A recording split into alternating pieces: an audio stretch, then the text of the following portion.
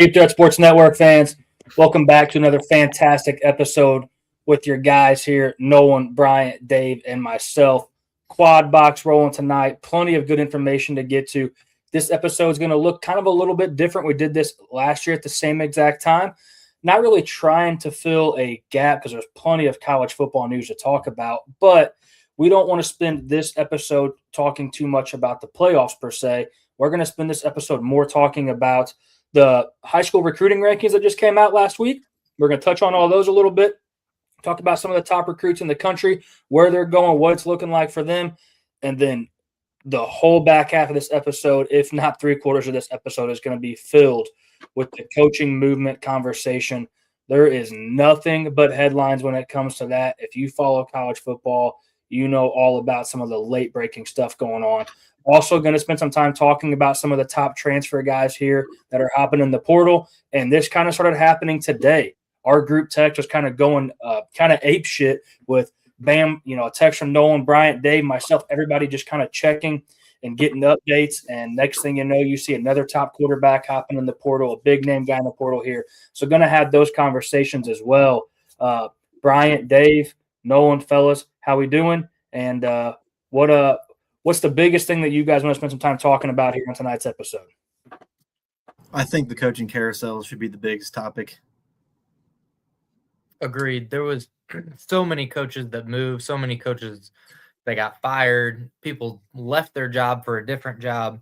It's a little insane this offseason. Yeah, man, it's crazy. Dave, you good? Yeah, I think, I agree. I think the coaches, we've seen it, at multiple programs, how much of a difference that can make for programs. Whether you're a Kurt Signetta, Indiana, whether you're a Billy Napier and, Florida's garbage now, whether you're, a Florida State University, The coaching movement, I think we might have said this a month ago before it even got crazier than what it is now. This is the craziest I can probably ever remember in, I would say, the 16, 15 years that I've heavily followed college football. This is nuts. Yeah, it's the complete opposite of last year. Like, we didn't have a single SEC coach leave a program last year. So in my mind, this time last year, I was like, next year's going to be nuts. And I think it succeeded that with who got fired and where, and also some of the storylines with that have been just off the wall. Yeah, let's save some of that because we're going to get into all that. There is one headline that is just absolutely the craziest shit I can remember in quite some time. Okay, so let's focus here at the beginning on the high school recruiting rankings via 247 Sports. This is where we gathered all our information from. So let's talk a little bit about that. And how we want to do this is we don't want to spend time talking about all the top 25 teams. Just want to briefly touch the tip on all of them a little bit, kind of categorize them in maybe groups of 5. So let's focus on the back half here, 25 through 20. 25 SMU, 8 blue chip prospects. And what that means when we talked about that last year, we'll refresh your mind this year. Blue chip players is 4- and 5-star recruits coming out of high school to college. That's what that means. 4-star players, 5-star players moving into a program. So SMU. Add one thing real quick. Hey, buddy. So the 247, this is the 247 composite. So 247 has their own rankings. The composite pulls together ESPN, Rivals, which is now On 3 and Rivals together, and 247's own rankings into what I'll call it like a wholesome ranking. So like this is the top 25 for every recruiting ranking site together, basically. Yeah, perfect. And the composite, that's the way to go on this because if you looked at like 247's top 25 teams, it would probably be different. Awesome. Yeah, perfect. Thanks for clearing that up. So SMU at number 25 with 8 blue chip players. Virginia Tech 24 with 8 blue chip players. Illinois 23 with 5. Ole Miss 22 with 8. And BYU at number 21 with 7. And why sometimes, too, this may look a little bit different. You may ask yourself, okay, how is Illinois at 23 with 5 blue chip players and SMU is at 25 with 8? Well, maybe 4 of those 5 for Illinois are higher ranked blue chip prospects than what SMU has to offer. Also, to Brian's point, this is composite. So like he said, maybe on 247 you do see them slide up a little bit higher. So is anybody surprising to any of you three at the 25 through 21 mark? I think Virginia Tech, which at the beginning, you would have asked me maybe 2 weeks ago, like, is Virginia Tech going to be on the top 25? I would have said no chance. But, there's a lot going on at Virginia Tech. Bringing in a high caliber head coach. And then also, I don't know if you guys just saw, but I think it was yesterday, the day before yesterday, they just announced that they got an anonymous $20 million gift to the athletic department. So, they are, it looks like Virginia Tech is all in on their athletics, specifically football program. And I'm not going to be, I would say 5 years from now, this list may be, we might not see, some of these teams up here. We might see, like, who knows, I'm a Missouri State. We might see Missouri State up here, like they get the right amount of money flowing that way. You never know. I just think now with NIL, it's all going to come down to money, like, because people are dumping money into it now, especially with, what is it, Texas Tech? I believe, was it them that BYU, they sold their rights or something into a private equity. It's just all getting crazy now. So there's a lot of money coming into these programs that probably previously were not relevant. The selling of rights to private equity, that stuff is going absolutely crazy right now. And that's going to be a big topic moving forward. And you're not going to see just one team do that. That's going to become a topic amongst a lot of the teams. I love the Virginia Tech take, too. I agree with you on that point. Missouri State being in the top 25 is a little bit of a hot take. I like that where you're at, though. They need some of that Johnny Morris money in there. Maybe so, but still probably not. And they just might. Nolan or Brian, what do you guys got? I would say Illinois is a little bit surprising. They're a Big Ten school, but they've kind of been back half in the recruiting rankings for a long time. But credit to Brett Bielema, he's always been a decent recruiter everywhere he's been, and he's got him right here sneaking into the top 25.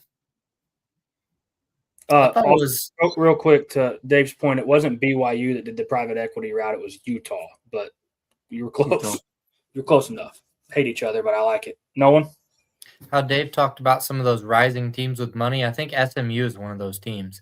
They have a bunch of rich alumni down there, and I mean they're their first year of the ACC. They made it to the ACC championship game. Damn near made it this year. They just missed it by about a game and some weird tiebreaker scenarios.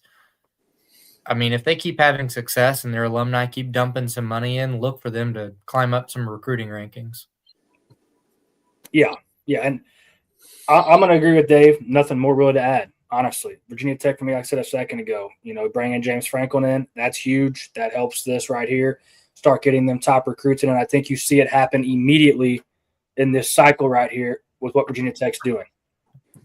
Moving on to 20 through 16, South Carolina at number 20 with 10, number 19 Clemson with 10, 18 Texas Tech with 8, 17 UNC with 13, Florida at number 16 with 14. I'm going to go first, and the one that shocks me that's in this list is UNC at number 17.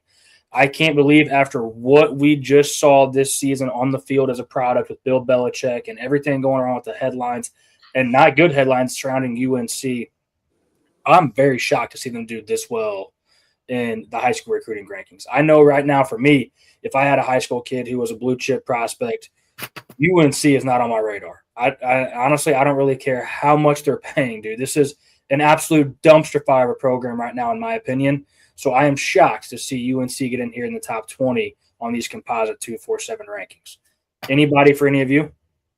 I agree. UNC, I mean, again, as a parent myself, I don't want my kid going to UNC. I mean, it's a great school academically, but again, it's just so much drama there. I mean, you got like a, hey, to each their own, but you got a 65-year-old man dating a 23-year-old. You like, it's just not. Dude, and that takes over the headlines. That's in the headlines like all the time. And all the drama behind that. So it's like, do you really want your kid? And then not to mention, there is a chance he might not be there the whole next year. Yeah, I agree. UNC for you too as well? Yeah, I think the UNC thing is still a little bit of hangover from Bill Belichick being there. I think that's why they're here. Two other teams I want to talk about. I'll talk about three. South Carolina is kind of right where they always are. This seems to be right where they land. Hot take, I think Shane Beamer is the hottest seat going into next season, personally. So we'll talk about that later on future shows. Florida's pretty far down the list from where they usually are, but that makes sense with being a new coach. And then, the only other team I want to talk about really is Clemson. Like, man, they've been top 10 for a decade plus, and here they are at 19. Is this Dabo shifting to more portal type players, or is he just not been recruiting very well? And I think it's the latter. I think it's option B, what you just said. I don't think their recruiting is going that well right now. I think there's a lot of questions in the air talking about hot seats. I don't necessarily know if Dabo's on a hot seat per se next season, but it's heating up, and the conversation surrounding his name is getting a little bit warmer. Like the toaster's plugged in now, and I'm curious to see how it plays out for him moving forward after next season. Nolan, where you at? You good on this? I wanted to bring up Texas Tech. I would have thought with all the money they're dumping in, you'd have more than 8 blue chips here. Maybe it's just me, maybe expecting too much all at one time. But, man, No, 8 blue chips compared to some of these teams we're going to talk about in the top 10, they got a bunch of them. Yeah, I think they're just dumping money, and they're going to dump money in the portal. Yes, that's what I was fixing to say. I don't think they're chasing proven talent at this point already, and they're wanting to gamble on the fact that they're here to win now and every year now moving forward, and they're going to do it via the portal. And when we have a little bit of a portal conversation here, because I got some portal notes that I just want to hit us with, I think you're going to see their name in a lot of these conversations. I don't know off the top of my head, but I might look it up here as we talk about the next 5. What positions did Texas Tech get in those blue chip recruits then? Because there is exactly 2. I'll just say it, along the lines of scrimmage is not where you're going to get those playmakers in the portal. It's going to be a quarterback looking for a national championship team. It's going to be a receiver. It's going to be a running back. It's not going to be a offensive tackle that you desperately need to win the national championship. Those are not going to show up in the portal. Yeah, their top one is an offensive tackle. Then they get an edge guy. Then they get a receiver, another offensive tackle, linebacker, cornerback. So they really built it up on the defensive side of the ball a ton here. They only bring in 3 of those 8 on the offensive side of the ball, 2 of them being on the line and 1 being a receiver. So you can kind of tell they're taking almost that Big Ten SEC mentality, chasing the trenches, trying to bolster that up and get it right, because that's probably the easiest approach to take to dominate the Big 12 is to get it right on the lines of scrimmage, honestly. You bully ball. Go ahead. It's kind of crazy. 7 of those guys are from Texas out of the 8. Dude, and that's where you see these programs really start to take over in their conference when they can keep the in-state guys, especially when it was in Florida. When you can keep those guys in-state and you become the dominant team in-state, dude, it's huge. And the fact that they can keep 7 of those 8 that are blue-chip prospects away from A&M and Texas, who, are higher than them in these rankings, but you also don't let Texas and A&M go in there and pluck those guys as well to bolster theirs like they used to a couple of years ago, even last year. This is a step in the right direction for Texas Tech and Joey McGuire there. This program, man, and I'm going to go on the limb here and say it's because they have a lot of money, but they're doing it right. I mean, this is what they need to do. You want to be real, you got to be real right now, and they're being real. Let's go ahead. No, I'll say I know we're talking about who's on the list, but I think 2 teams that come to mind that I'm kind of shocked that I'm not seeing there is both Indiana, because they are a good team. I mean, they might not have maybe the money that other, but like these, I mean, there's a good chance they might win the national championship. Like, who doesn't want to go to that, to that team? And then also Missouri. From my understanding, they have a pretty, decent NIL package over at Missouri. They're an SEC team. Thanks for kicking us while we're down. Huh? Said thanks for kicking us while we're down, Dave. We're not far. We're not far out. We're at 32. And Drake openly said he's dumping a shit ton of money in the portal. Like he wants production over potential. 32 is still unacceptable. Whatever. This is the first year outside the top 25 he's had. Whatever bow we want to put on that, it's unacceptable in my opinion. I just feel like Missouri has everything. I mean, you got a good coach. You got a decent team that you could easily build off of, I feel like. The facilities are getting massive improvements. Other than it being Columbia, Missouri, and not, Miami, Florida, it's got everything going for it. Yep. Hey, Unacceptable. I agree. That's a topic for a different day that I'll come back to and have an hour rant about. So let's move on to 15 through 11 before we crack the top 10. Oklahoma 15 with 12. Florida State number 14 with 12. LSU number 13 with 13. Number 12, Washington with 11. Number 11, Michigan with 13. There's a ton to talk about with the Michigan point of view on these things. Yes. Michigan didn't fire their head coach until after signing day, even though they knew it was coming. Shady? I think so. Very. Do some of these guys hop ship? I think so. I don't think we'll see their name at number 11 much longer. So let's save the conversation for them, really, because there's a lot to digest with that. But really, the Washington through Oklahoma, that 12 through 15, I'm going to kick it to Nolan. Nolan, I'm just going to ask it this way. Nolan, are you shocked that Florida State got back in the top 14 composite rankings here with everything that's kind of going on around them? I am very shocked. And even though they're ranked at 14, I'm not a huge fan of the class. We did not address the two biggest holes. It's offensive and defensive line. We got no game breakers or playmakers on either side of the ball, I don't think. So it's great to be at number 14. Happy about it. Not happy with the class overall. So just mismanagement of money, I guess. Yes, because we've also had, following some of the Florida State stuff as close as I do, we've had three of our top 5 recruits from last year. They're hitting the transfer portal this year. So that's not a good sign for everybody at home. What about Brian or Dave? What do you guys got here in this group? Yeah, I think Florida State's just kind of staying alive with the brand that they bring. But I agree with Nolan. I don't think a lot of these guys are needle movers, what they needed at any position. Like you mentioned, Michigan, I think there's a lot to be seen there yet. I thought LSU would get a bit of a bump with Lane Kiffin going, but with being that movement so late into the recruiting cycle, it's hard to pull in so many players in basically 2 weeks. So that makes sense. Washington's pretty higher than they've been in recent years. Mm-hmm. So credit to Jed Fish and them. So that's probably the biggest surprise I think on this list is Washington being where they're at. Washington's the one for me too that you see, and I feel like it sticks out.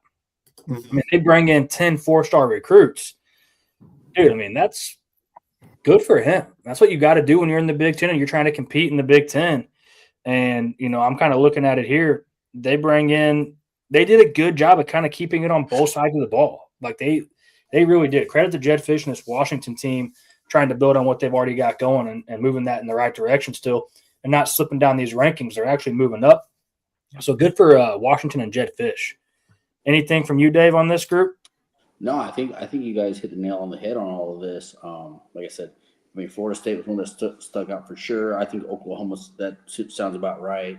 LSU, again, I'm wondering if there'll be any changes now that Lane Kiffin is gone. Washington, I think, was the biggest one where I was like, whoa, I guess Washington just did shock me a little bit. Just so I'm not saying they're terrible, but I didn't expect them to see them at a 12. I was thinking more like maybe a 19 or a 20. Yeah, well, usually you see them get around in the top 25, but this is good stuff. I mean, you have what we classify for Washington this year as a mediocre season because I think all of us on this network had higher expectations for them. So this was shocking to me as well. So let's move.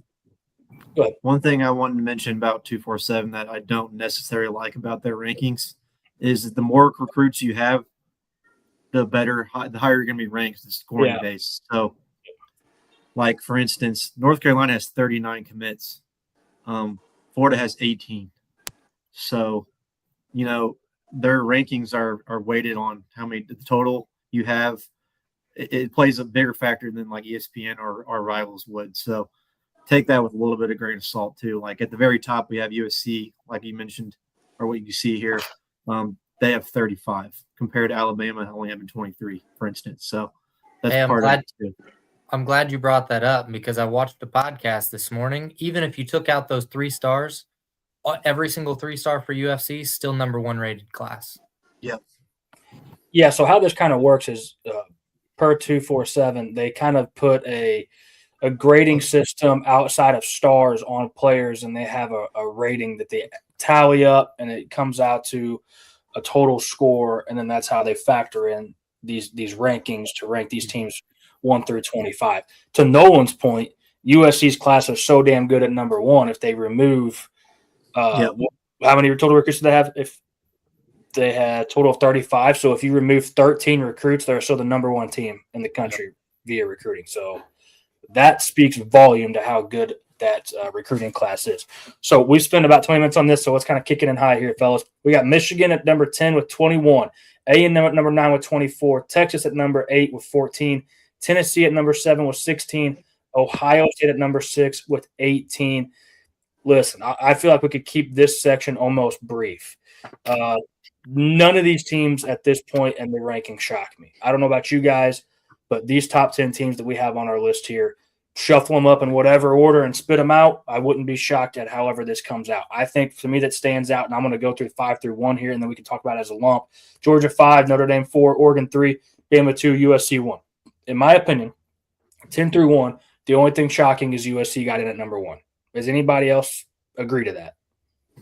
I agree, and I think Ohio State at 6 is a little bit further down than what they usually are. I think Tennessee's a little higher than I would expect. Tennessee's been 5 through 10 for 10 years. For some reason, always recruits at a really high level. They are one of those teams that we talked about preseason where we kind of had this conversation about coaches where you recruit at a really high level, you get really good transfers, and you have really good facilities. You have everything backing you that says that you should have success on the field. They're a team that continues to not have the right amount of success on the field per the value of the recruit that they put on the field. So Tennessee is one where I feel like you should be competing for national championships every year based on their recruiting, facilities, money, everything that comes into play.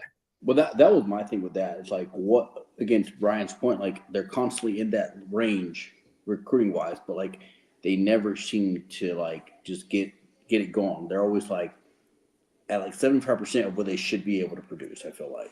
I don't think they make the playoffs last year, right? But I don't think that a first round exit in the playoffs is acceptable in their eyes based on what they're trying to accomplish and what they're doing as a program. Yeah, Tennessee always takes a lot of guys out of high school, and if you're not gonna perform almost right away, like you're gonna get kicked to the curb. That's just how it always has been at Tennessee, and especially under Heupel. Like if you're not a stud and you're not gonna get on the field as a freshman, you're either gonna redshirt or you're gone. Like there's really no. It's his way or the highway, pretty much. It seems like with that program, as far as high school recruits. Yep. Nolan, what do you got? Nope, you guys hit it. USC being number 1 and Ohio State being number 6. That's kind of all I wanted to bring up. Everybody else is pretty good, I think. So USC 21 4-stars. That's crazy. USC's class. Georgia has 21 4-stars too. So let's talk about some of these players individually. And I think the craziest thing that I've ever seen, in my opinion, is that 2 of these top 3 quarterbacks in the class, the top 3 quarterbacks per 247 is Keyshawn Henderson, Faison Brandon, and Jared Curtis. The fact that we're talking about 2 of these quarterbacks going to Houston and 1 going to Vanderbilt is absolutely mind-boggling to me. Keyshawn Henderson to Houston, Jared Curtis flips from Georgia to Vanderbilt. Fellas, I mean, I don't even know. What is college football? Yeah, the Jared Curtis thing has been brewing for a while, and then it finally came to fruition, and he flipped like the day before signing day. So credit to Clark Lee. That's a massive pickup for him. Honestly, think he'll probably start right away for that team. Yeah. Well, I think that's what it comes down to. It's the early starting time that every quarterback is looking for and the big NIL package. That's the way to get one of the top 5 quarterback recruits every single year. So talking about quarterbacks, and we talked about Keyshawn Henderson and Jared Curtis, I do agree that I think both those guys go start right away for their programs. It also helps that he's from Nashville. Yes. Yeah, it does help. Also, I've watched some film on Keyshawn Henderson. This dude's been rising up the boards at a rapid rate, and for good reason. This dude – he was listed as an athlete last year. He's listed as a quarterback this year. That's how much passing improved. He is legit, dude. Like, this is a massive get. I'm making the assumption and would stamp it in confidence that this is the best recruit Houston's ever got. Yes. Big time. Gotta be up there. Let me ask you guys this question. Faison Brandon, does he start at Tennessee next year as a freshman? I think so. I'd say probably not. Really? Is Aguilar going to be back, or is he done? He's done, right? I think he's done. Yeah. So I think they should be done with him. But yeah, Yeah. I agree. I'm going. I think he has a shot, but Heupel does not like true freshman quarterbacks. Well, I don't know. Faison Listen, Brandon's got a huge arm. Heupel's offense likes to push the ball downfield. I just saw That's him. perfect for him. Big, tall, strong arm. I would say I just watched his state playoff game because I live in the Greensboro area, so like just kind of keeping up with him because he plays for Grimsley, and I watched him play in the state championship. I mean, the guy was just miles better than everybody. I mean, this is a state championship too, and like when you can be miles better than everybody at a state championship level, I mean, he carried the team to the if he wouldn't have been playing, like it would have been a completely different ball game. Again, once he gets to Tennessee and he in SEC play, we'll really see. But I think they at least give him a shot. Like if he doesn't pan out, I'm not saying they're going to keep pushing him, but he's a big kid, dude. He's huge. Huge. Like he's like 6'4", 200 right now. He makes these kids. Now, granted, this is North Carolina football. It ain't Texas football, but he makes them look like middle schoolers. And he makes you look like a middle schooler, Dave. 100%. So yeah, let's talk about some state championships. Started talking about it, man. Jackson Cantwell, the top-ranked recruit out of Missouri, offensive lineman, was the number one recruit for a really long time in this class, straight out of Missouri, right here in Nixon, Missouri. Went and played in the state championship against Lee Summit. They did lose, but Jackson Cantwell was a guy that was on every team in the country's radar, on every team in the country's must-get board, and takes his talent all the way down to Miami. Huge get for Mario in the recruiting class. Yeah, he's a freak. Huge. I don't know if you know this, but he would have been qualified for the Olympics in shot put out of high school. That's how a freak of an athlete he is. Like he literally beat some Olympians distance. Well, he's like 6'7", 325. Yeah, he's massive. And can move. I mean, His mom and dad also both competed in the Olympics for throwing sports. So, yeah. I mean, it's in his genes. He's a big, strong, massive kid. Mm-hmm. There you have it right Another there. player that I think is going to be a huge impact is Kendrick Harrison to Oregon. I mean, he's another one of those local kids here to the Greensboro area. I mean, the kid's like 6'7", like 240, like just an animal. I mean, again, another one of those guys that has carried his team. I mean, he is just – I mean, at the tight end position, like I think it's a little harder to carry your team versus like being a quarterback. But hey, look at Kenyon Sadiq, dude. They're what's crazy is you see a lot of these. Like I was kind of going that route with Miami a little bit. Is they built up the trenches. You see them go get a top offensive lineman, offensive tackle. You see Oregon put up a hell of a performance with Kenyon Sadiq at tight end. You go in here and you land the number one tight end. And what's crazy about that Oregon conversation that you just had about Keandre Harrison is the fact that he's like the 4th or 5th ranked recruit to Oregon. And he's like number 36 or 37 on the list via 247. So, dude, there is no shortage of talent. Also, Michigan continues to put out good running backs. They go in here and they get Savion, the number 1 ranked running back. He goes what a last name for a running back. Hitter. Savion Hitter. I mean, it's what you want. Best receiver at Ohio State. I mean, I was fixing to say while we're on that topic, Ohio State. Chris Henry is probably the best. What's the word I'm looking for? He's the best non-quarterback player in this draft or in this class. I think if you watch his highlights, he's really good. Another one I want to mention is Zion Ali. He's Maryland's literally only blue chip recruit. He's a 5-star going to Maryland at defensive end. That's a crazy pull for them. So he's going to play right away. You just see a lot of these schools that aren't really in this conversation. This is the point that we've been trying to make for 2 years now on this podcast. Well, a year on this podcast, but for 2 years now, is you see a lot of these schools that aren't usually in these conversations chasing these number 1 players at their position.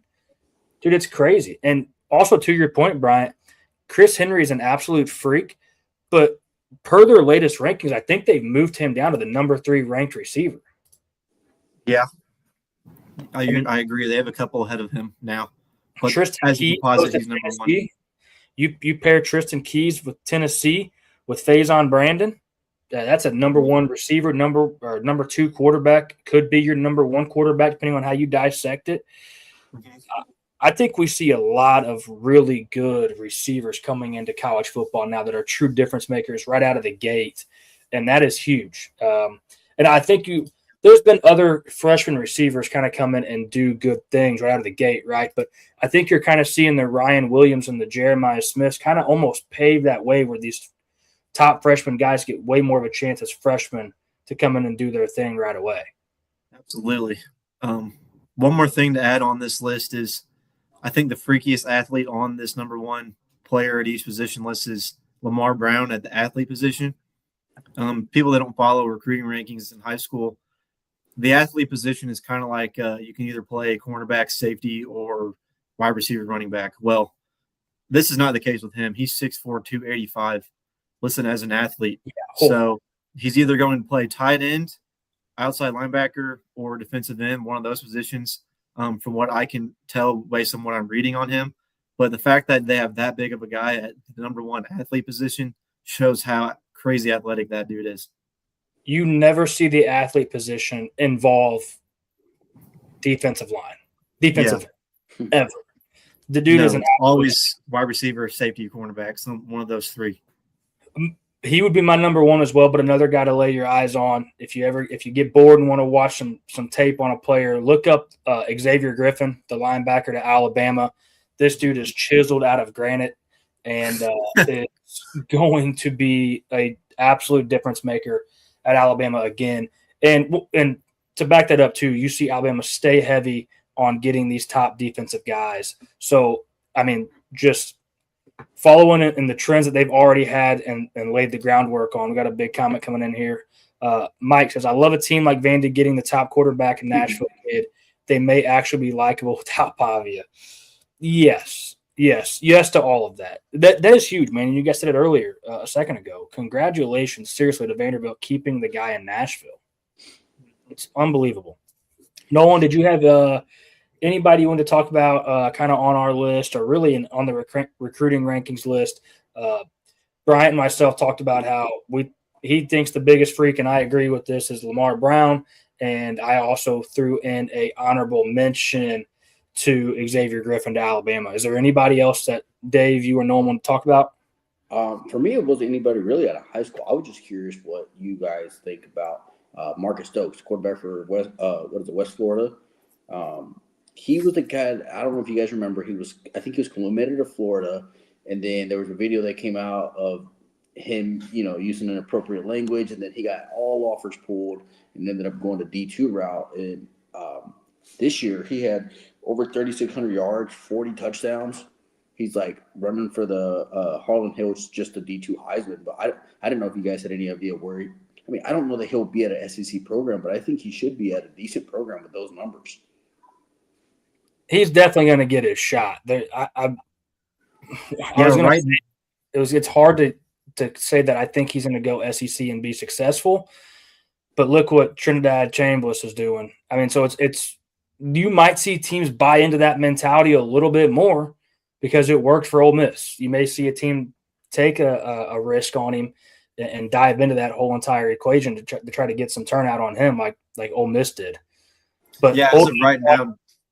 Go ahead, Brian. As of right now, Dave, he's the number 9 transfer portal quarterback. Yeah, I was going to say, hold that thought for just a second on the transfer portal because we're fixing to go there next and just talk about all kinds of names. But Nolan, did you have anybody on the high school guys, or are you good on that? No, sir. You guys covered it. Perfect. So let's spend some time on the transfer portal here because this is going to be the names that everybody that really follows our show, most people that follow our show probably come to us for a lot of their information and don't necessarily follow the high school recruiting names, which is why we talked about a lot of the big names that are on the market right now and covered some of them. So let's spend a little bit of time talking about the transfer portal rankings. And I'm going to talk about just the top 3 names in the portal right now because people are going to know these names. All happened today, by the way. DJ Lagway, Dylan Raiola, and Brendan Sorsby.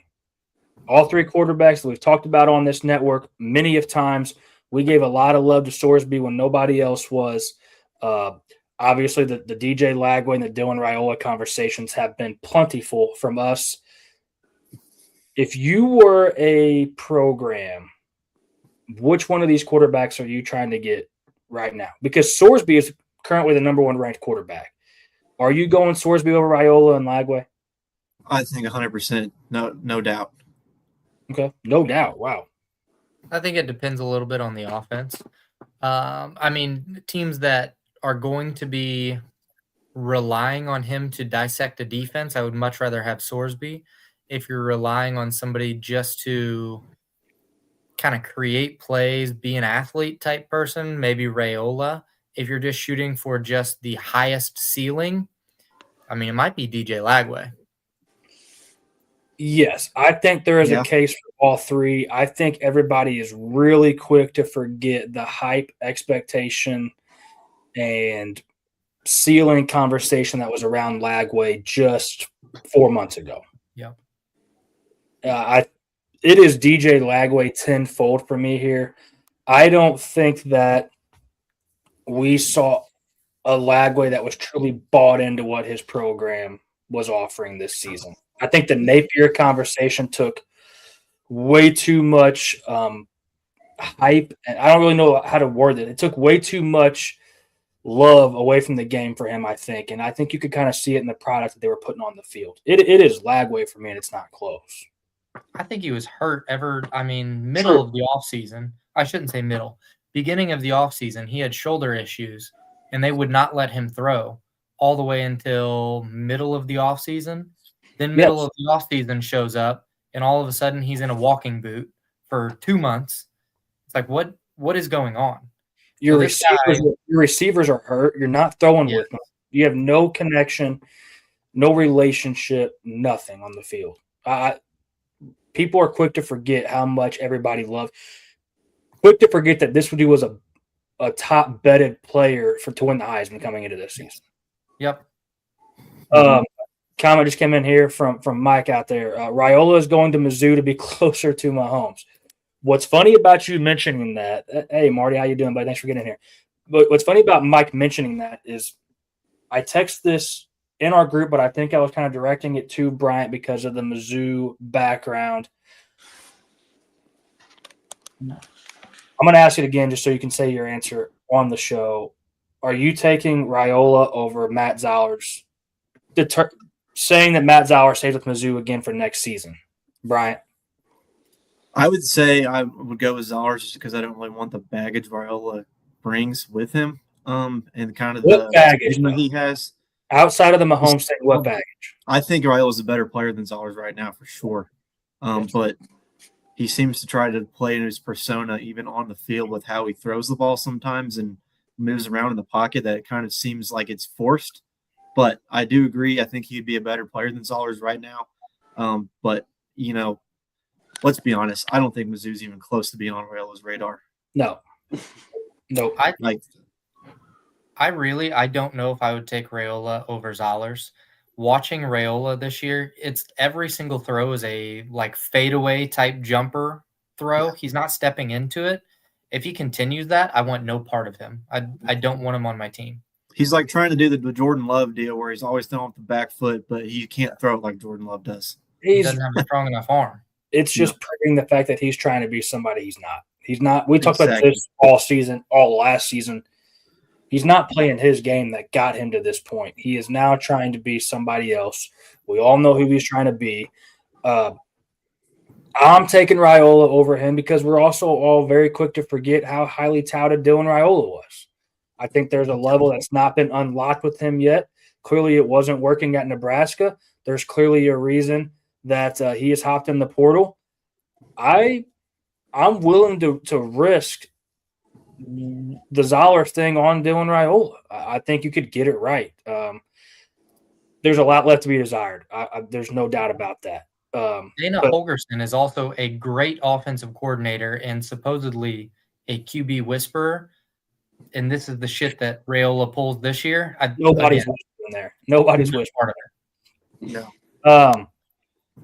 Let's talk a little bit about the receivers. A guy that we talked about on our watch list show back in the offseason, a guy that we name dropped a little bit, Nick Marsh, the receiver from Michigan State. Dude is an absolute freak. He's big, he's long, he's quick, sure-handed. This is, I think, Michigan State's best player, unless I'm forgetting somebody, by far and away. This is a huge get for a program if they can go land Nick Marsh in the portal. This is a guy that should be on top of everybody's list. I think you throw Perry Thompson, the receiver in from Auburn, as well, who's in the portal on that list. So those are two of the best receivers in the portal right now, in my opinion, and along with 247. I've gone through all the receivers, and I can't disagree with what they have there. Yep, I'm right there with you. A couple intriguing things at the running back position too. Sounds like it should be a great third year in a row for Florida State to pick up a dominant alpha. We got Keon Coleman. We got Deuce Robinson. Yes. Let's go ahead and pick up Nick Marsh. And let's ruin him. Yeah. I like it. We got to win more than 2 games next year, boys. Yeah, ceiling set high there. I like it. Did you guys see that Boo Carter's in the portal as well? I did. The safety from Tennessee that's kind of caused nothing but problems. Yeah. We had a lot of conversation about him before the season got going. We were talking about Tennessee's win total, and Boo Carter's name was a frequent flyer in that conversation. Who is anybody going to assume that baggage? Speaking of baggage, probably not. But I could see like a Lane Kiffin calling. I could see it going one of 2 ways. It can go Lane Kiffin, and we're kind of leaning into it a little bit, or he can just go to somebody that doesn't take any of that, and let's go to like Georgia. Let's go to Oregon. It will not fly. If you do any of it, you're just kicked off the team. Well, Georgia, I don't want to say too much, but Georgia has no problem with taking some guys that seem to get in trouble. Georgia thrives on baggage. They get in legal trouble. They have a problem driving. Yes. Comment coming in. Isn't the portal and online auction now highest price wins? I would say that's 80% of it. 85% of it, yes, for sure. The other 15% just happens to be, is it a match? Do I like what the coach is telling me? Am I going to play? Am I getting this job under the table without having to really work for it? But yeah, 80 to 85%, I think for sure is well put. It's an online auction. Yes. Hey, shout out to Primitive Soul. That's a coworker of mine, Dougie Fresh. Hey, get in here, baby. I like it. Thanks for joining us tonight. Appreciate you being here. Some other players that kind of stood out to me. Go ahead. I was going to mention DJ Edwards, CJ Baxter, 2 pretty good running backs in the portal. I think there'll be better ones coming later on, but 2 intriguing guys. Yeah, this is reminding people that are watching. This is just the beginning of the portal. I mean, this isn't even a 10th. Yes, some of these guys could be into the hundreds that are top 20s right now. I'm with you on Dylan Edwards and CJ Baxter, both great talents, but those may not be 2 names that we mention again in the portal after a couple of weeks from now. Especially once you get these playoff teams out and they're transferring in and out as well. I mean, this is gonna get dicey. I think it's gonna get dicier than last year, personally. I think what you kind of see paved the way is Sorsby, Raiola, and Lagway kind of paved the way. That's huge. Those are 3 massive names that I didn't really expect. 3 massive names to be in it already like that. Mike comes in here, does Hardy enter? This is not just the Mizzou coming out in me. This is being a completely transparent answer. My answer is no.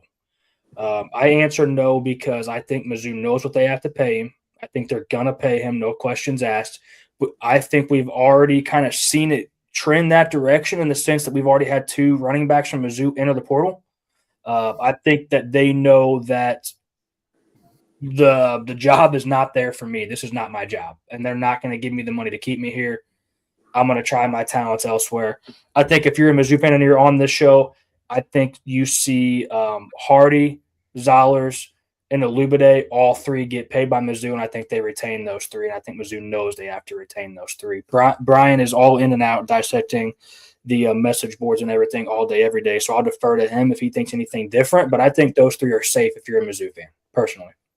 That's what I'm gathering too, and I also think Jamal Roberts probably stays and comes back as well. So I think they're going to pay heavy on the offensive side of the ball to keep those guys. I think you're going to see more movement out of Mizzou from the defensive side of the ball. whether that's to the NFL or transfer portal. Yes. And the offensive line, which already is kind of questionable. I think that becomes a bigger question as well. The Caden Green conversation is huge. Tollison, correct me if I'm wrong, Bryant, is done, right? Yes. Been the staple of the offensive line for a couple of years now at the center position. So, the trenches and the defense become a pretty big question. Mizzou's also had a receiver in Josh Manning enter the portal this afternoon. Marquise Johnson has made plenty of hints that it sounds like he's probably going to exercise the portal. I don't think he's entered yet, correct, Bryant? No, I don't think so. But he would have been my number one pick. Like, he's gone. Like, Yes. Yeah. He lost his job. He lost his job to Olubade as the season went on. And did not appear to like it very much. No. Go ahead, Dave. No, I was just going to say, because, at this point, I feel like there has been so much movement, like more than any other year. Do you reckon it's just because now we're going from 2 portals to just the one, moving forward? Because it really limits their time, with the portal now being, the 2nd through the 16th of January, which if you're in the college football playoffs, you don't really have much time to, kind of sit there and, think about what you're going to do, since we're now going to just a one portal system, a one-time portal system. Well, I think you you still have a January window, right? Well, it's just the January window, just from the 2nd to the 16th. January now. There's no spring portal anymore. Correct. But you always still have the option to portal if your coordinator or head coach lose their job or move on to a different job, correct? You have what's called a cool down period where I think you have to wait either 10 or 14 days before you can get in the portal. But that's also what's going to that's going to promote some of these players to wait and still get in at a later date if a coordinator or a coach moves on, because like we have in our next segment here, there is plenty of that. There is no shortage of coordinators that are about to get moved around. Yep. We did have a comment come in here. Does Drink hire an OC or take it back under his belt for a season? Brian, I have a strong opinion on this. Anxious to hear yours. Mine is there's no doubt in my mind that he's hiring off the coordinator. Absolutely. Drink, I've heard this from multiple people. He does not want to call plays anymore. So he's 1,000% hiring an offensive coordinator. He did Drink wants to be a game manager. He wants to be a head coach only. He does not want to call plays. That's how it needs to stay, because we saw what that was like the last time he was that might have been worse than what our previous offensive coordinator, who's now a head coach, which we'll talk about here in a bit. That was probably worse than what we saw this past season. Well, with that being said, and we're talking about coaches, let's go that direction. We've been in here for 48 minutes. Let's get into the coaching conversation, because that's going to be at least a 15-minute conversation. That's keeping it brief. And with all that being said, we will spend more time on transfer portal stuff. We are going to have no shortage of time to talk about transfer portal players like we did last season and the offseason. We're going to go in and do our top transfer portal players. We're going to do our own ranking system on that. We're going to come out and talk the top transfer portal teams. We have plenty of time to talk about transfer portal stuff. So let's spend the last little bit of this episode talking about some of the coaching movement that's taken place here recently. And let's just get right to – actually, let's glance over one real quick, and then let's get right to the business. Missouri State head coach Ryan Beard leaves for Coastal Carolina. To me, feels maybe lateral-ish move, I think. Take it with what you want. Did a fantastic job at Missouri State their first year in the FBS. Credit to him. They hit their win total by week like 3 or 4 of 1.5. So credit to him. Not much to say on that. Let's get right to the meat and potatoes, and that is Sharon Moore at Michigan. Does anybody have anything to say on this other than what a mistake and spiral control this has gone? Yeah, I had to read this story like 4 times because I thought it was AI parody, but obviously it's not.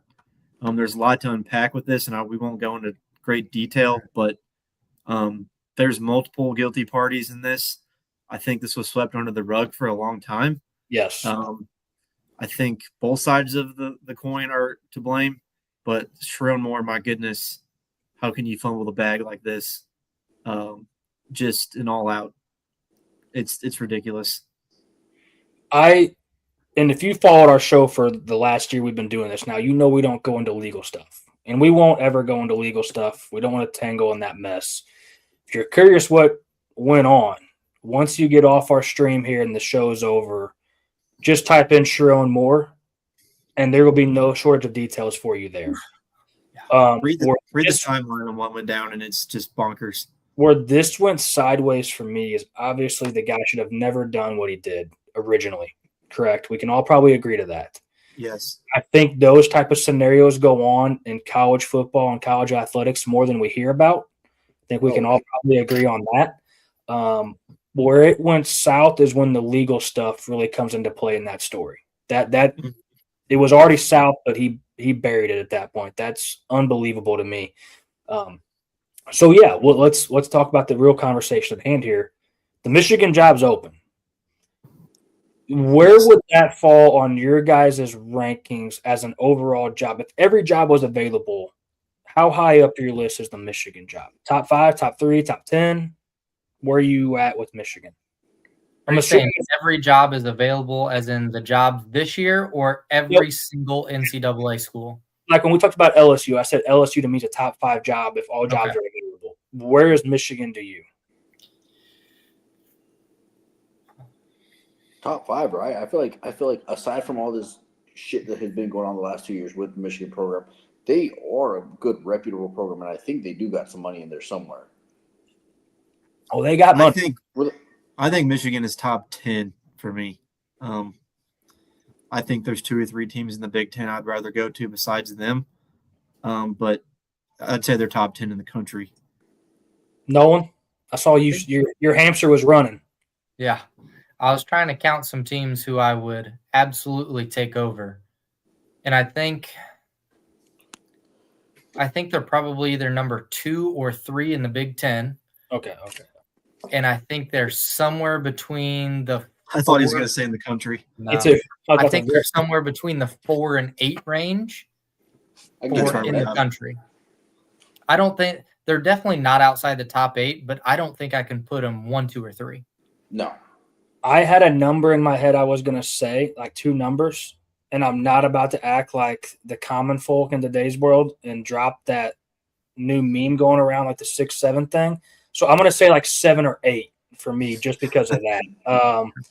They're definitely firmly in the top 10. I had to think about this a little bit more. For me, I'm taking Ohio State and Oregon over them in the Big Ten. The top 10 for me. See, I'm I'm taking Georgia whether and I want Oregon or Florida. whether I'd want Michigan. Yeah. Oregon or Michigan. Oregon or Michigan. I think it's Oregon for me. Oregon for me is arguably number 1. Like they're pushing number 1 in the country for me because of their backing. Everybody's got that kind of if you're a top 10 team in the nation, everybody's got that at this point. Yeah, but that's a different level of backing, dude. The Texas Tech oil donors have more money than Nike. Working. First year they're pushing the chips and it's working. So why is that not your number 1 then?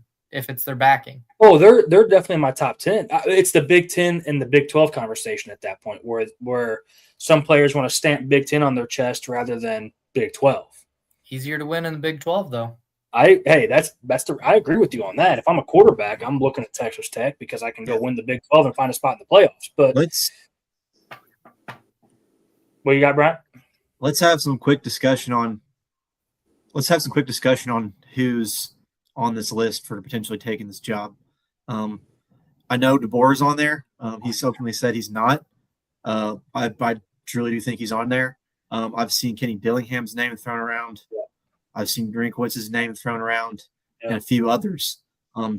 It's kind of up in the air. Who I don't really know which direction they're going to go with this. Who do you want if you're Michigan, though?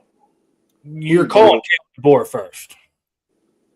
And Absolutely. What sucks is we're doing this episode today, and we didn't do it the day that the Michigan news broke because now this is everywhere. But we had discussion in our group text where if Kalen DeBoer loses this first game against Oklahoma, the reality that he becomes Michigan's head coach greatly increases.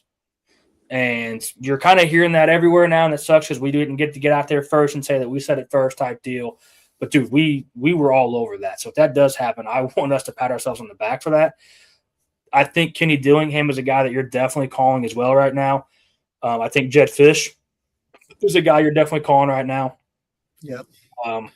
The Kenny Dillingham thing becomes interesting for me if he leaves Arizona State. I'm pretty sure he's an alum there. He is. He has big aspirations for that program and got it done last season. Is Sam Leavitt entering the portal? Is that a real conversation? Yes. He's already been tied to a few schools at least. So he's actively in the portal right now. He's already in it. Yes. Then 247 needs to fix their rankings because he needs to be in that top 3 conversation at the quarterback position. Agreed? I don't know. Is Underwood officially in the portal? No, but those guys that we mentioned earlier are over him, and I'm not sure I'm taking any of them over Sam Leavitt, and I'm also not taking Kenny Minshew, who they have at the number 4 quarterback in here, over Sam Leavitt. So that's what I'm asking: is he really in it? I don't think he's officially put his name in the hat to be in the portal. I don't know. Back to the conversation at hand. If Sam Leavitt is leaving, I think Kenny Dillingham to Michigan greatly increases. That's I would agree with that because you're losing Jordan Tyson, and then you would lose Sam Leavitt in the same year. Yeah. Yes, I think it greatly increases him going to Michigan. I could see some long shots being like a Manny Diaz or a Rhett Lashley as a long shot for that job, possibly. Not first on the list, but I think would be considered if available. Rhett Lashley would do really good. I like the Rhett Lashley take on this a little bit. Mm-hmm. A lot. Yeah. Well, I don't know how soon we're going to get that answer. I feel like Michigan's holding out for the Kalen DeBoer conversation. And I don't think that conversation really gets going until after the playoffs or after Bam was eliminated. So I think that's where we're going to have to go ahead, Brian. Another name I forgot to mention, former defensive coordinator Jesse Minter, I think, is also going to be in consideration. He's now the defensive coordinator for the LA Chargers. I think he's going to get a phone call, but I don't really necessarily see that happening. But I think it's going to be an avenue they're going to look at. Would you go make a phone call to, I don't know how Matt Patricia at Ohio State? That was the next name I was going to bring up, and yes, I would call him. Mm-hmm. Do you think he could run a college program? Possibly. I know he runs a very dynamic defensive scheme where it's like it's an NFL scheme. Let's don't get it wrong. So he's going to have to probably dumb it down a little bit, but I think he could do it. He's a Bill Belichick coaching tree. Does that work great in college football as the head coach and you're running the program, not just a coordinator? That to me is where it becomes a little dicey. Mm-hmm. All right, so we got some names out there. We'll circle back to that on a later episode or when the news breaks from Michigan. We're going to run through. There is so many names. We're going to blow through this fairly quick. If there's one that you guys want to stop on and spend some time on, stop me. Washington State new head coach Kirby Moore was previously the offensive coordinator at Missouri. Good luck, Washington State. Great hire. Woo!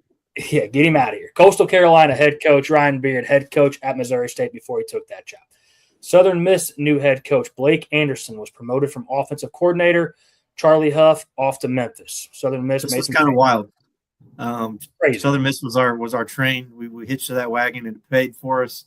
But Charlie Huff this is a skipping stone. He's now on to Memphis. So moving on.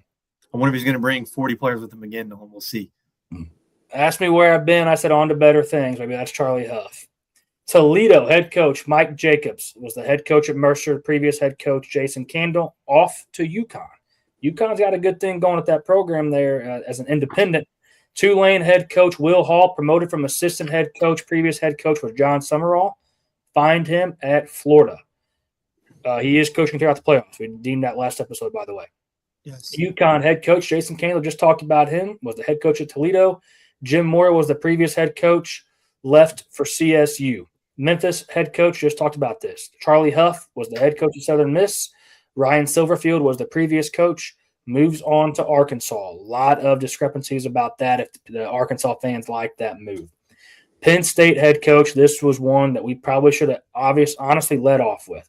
Head coach Matt Campbell was the head coach at Iowa State. Obviously, we all know James Franklin was fired and moved on to Virginia Tech. This Matt Campbell he would be the head coach at Michigan if he would have waited 2 more weeks. But since he is the head coach at Penn State, this is a fantastic hire for Penn State. I agree, and it's who they should have started with first. Yes. Not being turned down by 17 other coaches. It makes it look less appealing at this point, to your point, Nolan. But good Lord, this should have been a guy that everybody was picking up the phone and calling, like, quickly. Anything else on this? I kind of agree. But Matt Campbell, I think you could also put him in a little bit of the overrated, a little bit. He's consistently good, but he's never been great. Granted, it was at Iowa State.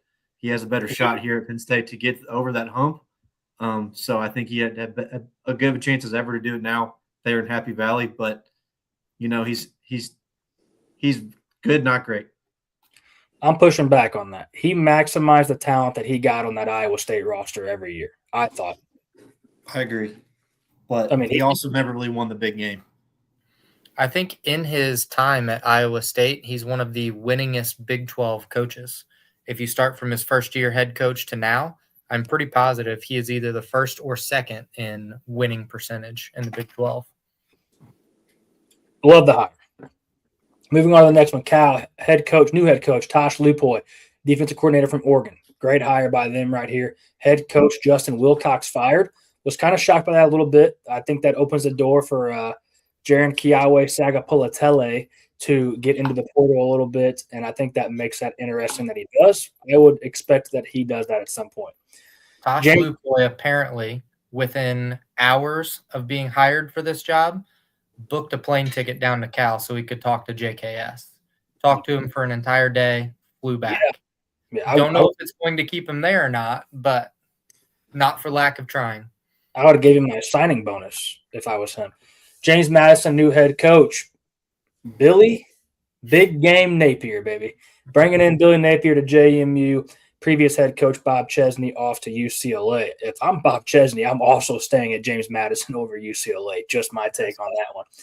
UAB new head coach Alex Mortensen was the assistant head coach who was promoted. Previous head coach Trent Dilfer Dimes was fired.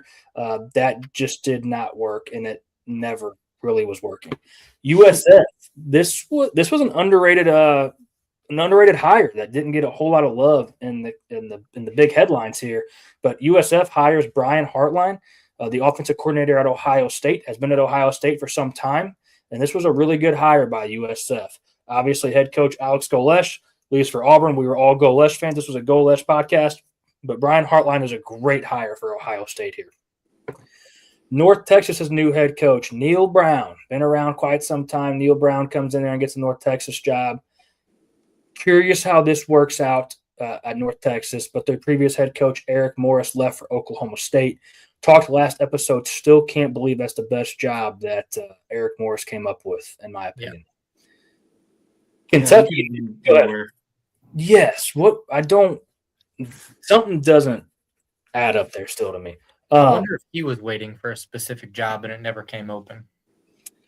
Didn't we look? Didn't he have ties to Oklahoma State? We looked last episode, I thought maybe he had some ties. Maybe not. Maybe I'm just dreaming of Eric Morris. I don't know. Kentucky new head coach Will Stein coming in from Oregon as well. This was another fantastic hire by Kentucky.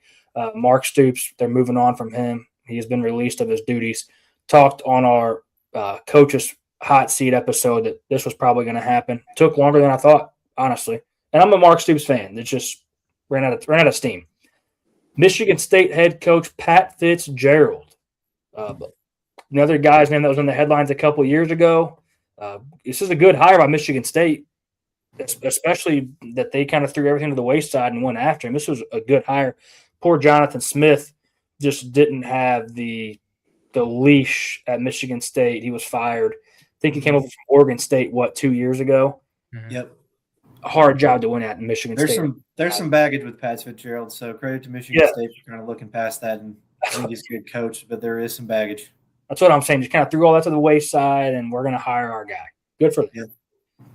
That really sucks for Jonathan Smith that it was that short. UCLA, like we just talked about a second ago, Bob Chesney comes in from JMU. Deshaun Foster was fired. Another guy that we talked about. This was never going to work. From his very first interview in Big Ten Media Days, where he literally froze on the mic, couldn't get a word out. This just never had any chance of working, and it didn't. Ole Miss hires Pete Golding as their head coach, was promoted from defensive coordinator. Supposedly the fans and players love it. That's just them and their jaded opinions right now, in my opinion, because they're pissed off at Lane Kiffin still. Give this a little bit of time. Unless it works immediately, this is not going to be a love from them. They're all going to talk about how we didn't really like it in the first place, and all that bullshit goes on. LSU head coach, Lane Kiffin. I don't want to talk about that one anymore. We beat that one into the ground a couple episodes ago. Brian Kelly, I love it. This note says something different. He was shit canned. Nobody here. This is not a Brian Kelly. Good for him. Move on. Florida head coach John Summerall moved on from Billy Napier. Auburn head coach Alex Golesh moved on from Hugh Freeze. Arkansas was Silverfield, moved on from Sam Pittman. I'm going fast there. We talked about all those schools already. Stanford head coach Tavita Pritchard comes in as the head coach. Troy Taylor was released of his duties as well. Oregon State head coach Jamarcus Shepard was the co-OC at Alabama. This is an interesting one to me. Curious how that works out, him taking over as the head coach. Previous head coach Trent Bray. Colorado State new head coach Jim Moore, talked about that a second ago, comes in from UConn. Previous head coach Jay Norvell. I think this is one of the better hires in the carousel. Jim Moore? Yes. Great coach. Especially for a school like Colorado State. Yes. You can argue that Colorado State is kind of a lateral, if not step down, maybe a hair from UConn. Yep. And that's a great pickup for Colorado State, who's been horrible the past half a decade. I don't think if I'm Jim Moore that I'm leaving UConn as an independent for Colorado. No. Granted, Colorado Springs is a lot better than Connecticut. Maybe that had a placeholder in it, but I think this is one of the better hires of the carousel. Oklahoma State brings in Eric Morris. Talked about that a second ago. Still can't believe they landed him. Every time I say it, I have to say that. They fired Mike Gundy long term. That's my guy right there, man. We've all done it a time. We've all done it 20 or so times or whatever he said in the one interview when Ollie Gordon got in a little bit of trouble. Virginia Tech new head coach James Franklin. Brent Pry was fired. Kent State head coach Mark Carney was promoted, and Kenny Burns was fired in the offseason. Anything on this list? I don't think we left any coaches out. Obviously, no, we left Kansas State out. Oh yeah, Kansas State. The list I was looking at didn't have them on there because they were unsure what direction they were going to go, whether there's promote from within or hire outside. They did not have him because he was retiring. They hired. Did they hire somebody? Yeah, they hired. I don't know. I'm drawing a blank on his name. He used to be the OC there. Now he was at A&M OC. Oh, Colin Klein. Colin Klein. Yeah. Yep. Which is an unbelievable hire. That's a good coach. Yes. Somebody fact checked that. I'm pretty sure. That somebody fact checked that, but I'm pretty sure Colin Klein's the new head coach. No, that's correct. I missed that one on the list. Yeah, that might be the best hire of the whole entire coaching movement, and Kansas State gets him back. I was talking to you guys about how if Drinkwitz ever left, I want Mizzou to unload the truck for Colin Klein to come to Mizzou. Everywhere he goes, the guy has success. Anything that we left out in the coaching movement conversation? No, we're good. No, sir. Anything we left out on this loaded episode that we could have spent 4 more hours talking about? No, I think we're going to dive deeper in the transfer portal. Obviously, when it gets better and the players get filled into the actual rankings. So I think we did a good job just kind of scratching the surface there. The only thing playoff ends. Yes. This all heats up even more. We're going to have like an hour-and-a-half episode in mid-January at some point probably. Yes. The only thing that I wanted to add that I know Nolan is forgetting to mention that he said that he wanted to mention was Penn State high school recruiting. What did you say they were at? They're at 133 currently. Very well done. Jeez. Very well done by Penn State. How many G5 schools did you say were ahead of them? I counted 20-something. Good. Wow. Well, Matt Campbell's got his work cut out for him. Hey, like I said a second ago, he maximizes the talent that he puts on the field. He gets the most out of them. If those players stay, he's got legit NFL talent. They just didn't want to play this year. Yes, correct. Very correct. Okay, what it looks like for us moving forward, I think we're going to get back in here either Wednesday or Thursday this week. It's all things playoffs again. Took a break from that, but obviously with it ramping up on Friday night, it is all things playoff. We will review. There's a reason we wrote our picks down. We'll review our predictions, get into that some more, have those conversations again, break the games down, and do what we do. So make sure you're getting back with us on Wednesday or Thursday. Fellas, probably going to be Thursday night if I had to guess, right? That's what we usually do. Make sure you're getting in here for that. It's going to be plenty of good stuff there. Anything else? All good before I get us out of here? Love it. All good. All right, fellas, thanks for being here tonight. If you're with the show now, make sure you're liking, subscribing, alert, and telling your friends. We do know what the people that won our merch last week, we do know what they want now. We have gotten their ideas from them, and we're going to make sure we take care of them. We're going to get those taken care of very soon. The shipping on that takes a little bit of time, so it might be a little bit, but we're going to get that taken care of as well. So thanks for being with us tonight. Like I said, tell your friends, football is getting even better with the playoffs now. Make sure you're getting your information from us right here. We're going to give it to you the best way we know how. You can follow us on YouTube, Apple, Spotify, Deep Threat Sports, XDT_sports_, Facebook, Deep Threat Sports Network, Nolan, Dave, Bryant, and myself. Until next time, everybody, peace.